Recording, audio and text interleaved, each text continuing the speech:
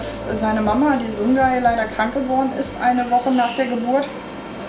Und wir sie dann in Narkose legen mussten und wir dann leider festgestellt haben, dass er stark dehydriert ist.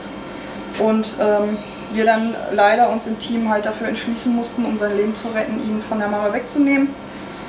Und daraufhin ist er dann zu mir gekommen und lebt seitdem dann jetzt bei mir.